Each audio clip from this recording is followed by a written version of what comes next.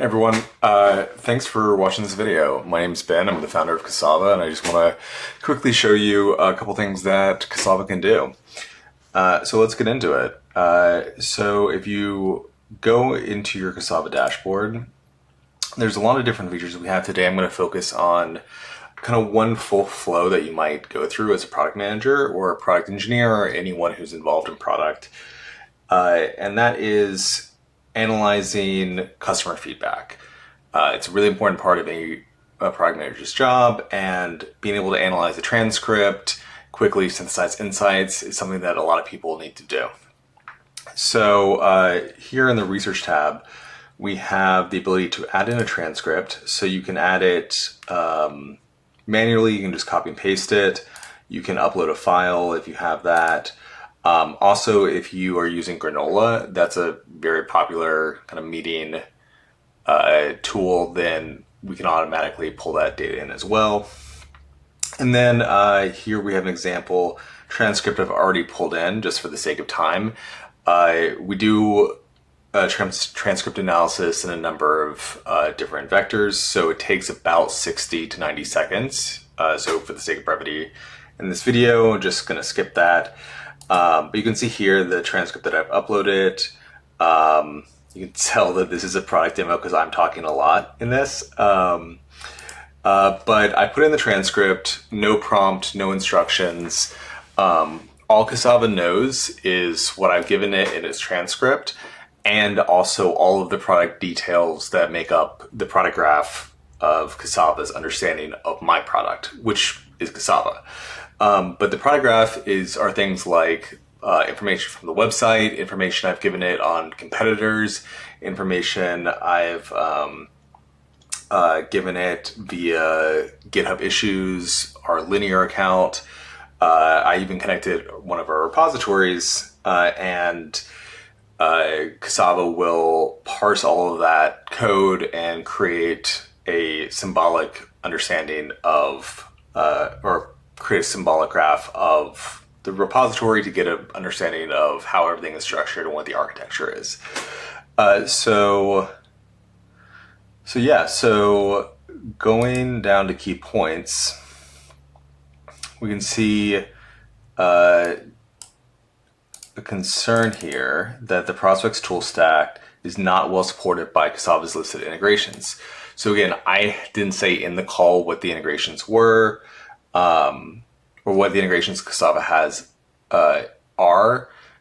Kasava, having indexed my website, having looked at my documentation, knows what the product can support and raises that as a major concern. So that's good to know. Technical decisions, for this user, I told them I would increase their free user account from 1 to 3 to allow for some collaboration. Kasava is now suggesting some action items, one of which is what I just mentioned, update free accounts, so I don't forget about that. I can add this to a plan, which is something we'll get into in just a second. But there are also just questions that were captured from here. So will this, so we actually are talking about the research transcript feature. So they wanted to have this feature and have something in Jira from a transcript, which actually is exactly what we're demoing right now. And so if you're talking to a customer, you have questions that are raised and you don't want to forget them, this is a really great way to just have that captured. Lastly, we have related items. So if there are commits, pull requests, open issues that Kasava finds are related to this conversation, those would be listed here. In this case, none were found. But lastly, we have feature ideas, and feature ideas are a really cool product that this analysis creates, which is ideas of what we could build in the future to help address this customer. So agentic code implementation from plans. So the user asked if Kasava could take a generated plan and have an agent automatically implement the changes. So It reduces reliance on tools like Cursor.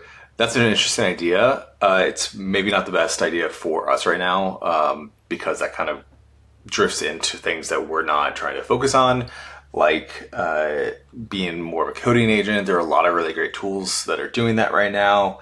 But these are interesting. The Google Meet native transcript import. So the user records with Google Meet's built-in transcription. Right now we have integrations with Fathom, Fireflies, Granola, but we don't have Google Meet. So that's an interesting feature suggestion. They also are using WhatsApp as an integration to collaborate. That makes sense. That's a very popular communication tool. It's not something that we can currently plug into. Maybe we should. So I could actually just click here and create a plan from this feature idea. And I'm going to just skip over here again and go to the plan section.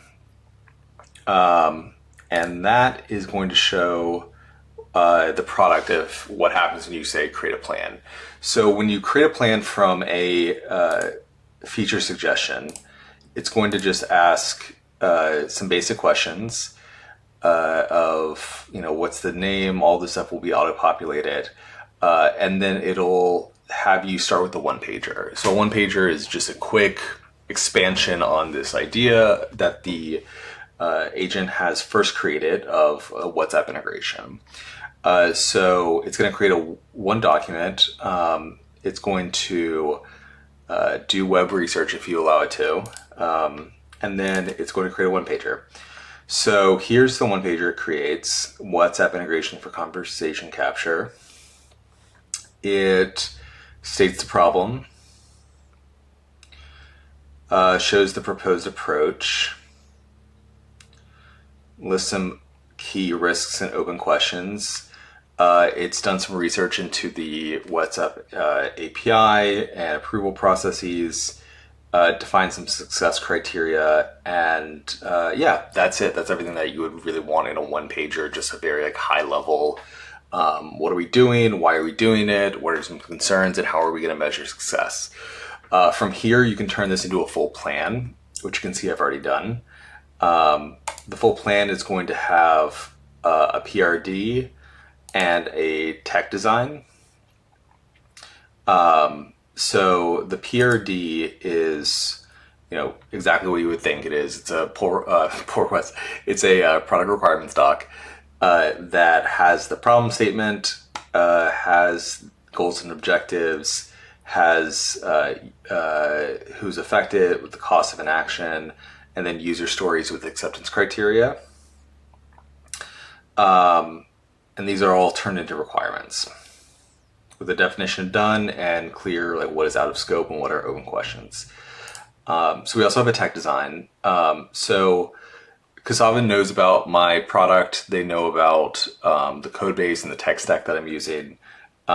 So it can create a rough tech design of, the information I've given it to create a plan of, what actually needs to be done from an engineering perspective. So what components should we build? How that fits into our internal routing system currently, how it fits into our AI extraction pipeline, what happens in our Kasava UI, various trade-offs, how the data models should be structured.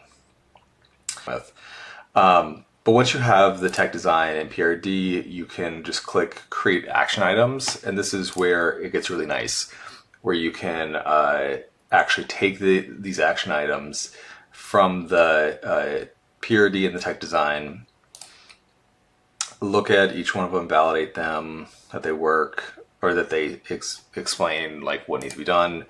Everything's going to be structured into epics, and it's going to be a full plan from infrastructure to testing to the UI work to manual export to the database schema. And then it's also going to reference other dependencies as well from other action items. So one thing that's really nice about this is that both the documents and the action items, we do forward and backward propagation, which means that we write the docs, we write the action items, and then we go back through them and review everything to make sure that they all are in sync. So we're not just like you would have with Claude or with OpenAI or any just generative model, creating data nonstop, just creating text nonstop and just creating a plan, and then you review everything and everything's disjointed, doesn't make sense. We're reviewing this a few times. That's why plans, when you're generating them, will take like up to 20 minutes to create, because we create a plan, then we attack the plan to look for weaknesses, we look for holes, we look for things that are not aligned between the different documents and action items, and then we go and actually like produce the action items that can be then exported out. So we have our action items from this plan and we're going to export them out. So here we're using linear. That's what we use internally. You can choose how you want this structured. So right now we have different projects and items. So like infrastructure ops and rollout, testing and quality assurance. So when we export these to an external platform, we can either have the things like infrastructure ops and rollout be a parent issue and everything be a sub issue within that. We can have the action items actually just be a label for these issues. Or we could have just no grouping, have all of these issues just be created independently. And then the description of the category will just be in the description body within Linear itself. In this case, I want to create a parent issue, and then I'm going to create a new project within Linear for this integration, the WhatsApp integration. I'm going to export that. It's going to export all of the issues with the sub issues in them. And there we go. And now all of my issues are in Linear. I can just keep working on them.